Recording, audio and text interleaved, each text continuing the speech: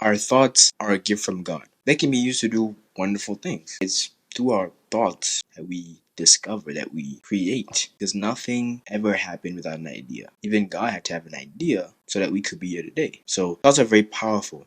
And thoughts are what make us like God. And sometimes our thoughts can take over. Sometimes this can be a bad thing because we start to make what we're thinking about an idol. Whether it's stressing about an upcoming exam, maybe a girl you like, you're thinking about her a lot. Maybe someone made you upset and now you're just pondering on ways to get back. Today I want to share with you how I go about controlling my thought life.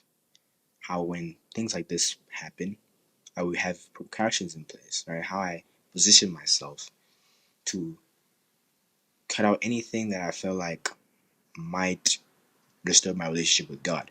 Because if you're making something else an idol, something else is occupying your mind more than God, then you're breaking the first commandment, which is to love the Lord with your heart, soul, and mind. So what do? Immediately when I feel like something is occupying a lot of my mental capacity, I journal it down. Right? That's the first thing I do because I think when you have your thoughts and you just put them on pen and paper, you can look at them objectively. Unlike when they're in here and it's all emotions and everything. Then once I see it the way it is, I pray on it. I pray on my observations, on what I've written down. And I ask God, from a logical point of view, what would be the wise thing to do? Because usually the thoughts we have, they want action.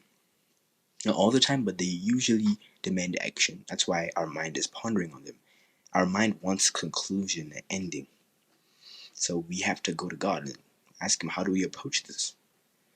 Or so, just ask Him, like, if whatever's happening isn't in line with your plan, please remove it. We're taking a logical approach to an emotional situation. And then once I've done that, I just wait. Right? I just wait. But waiting, as I referred to in, I think, one of my previous videos, doesn't mean just being still. It means preparing. I prepare for what comes next. Because faith without works is dead. You're praying. That means you have faith that God has control of the situation. But now you got to do the possible so that God can do the impossible. So let's say my dad actually made this analogy. He said, if you're thinking about a girl an awful lot, maybe you should just go talk to her and just observe her, like, from a logical perspective. He didn't exactly say that, but it's what he meant. Because he said, because when you talk to that girl, you sort of get to see her for who she really is, and not for who your mind is making her out to be. And a lot of the times you just lose interest. And he's right. Like, if there's a situation and you can sort of passively do something without directly, doing anything that might be against the will of God or that might affect your life, even, just test the waters and see what you can make out of it. And then allow God to work in the areas that you can't work in. Because Christ is our intercessor, He's always praying on our behalf, and God wants the best for you. So that's some practical steps that you can implement whenever you feel you're being taken astray, you're taken captive by your thoughts.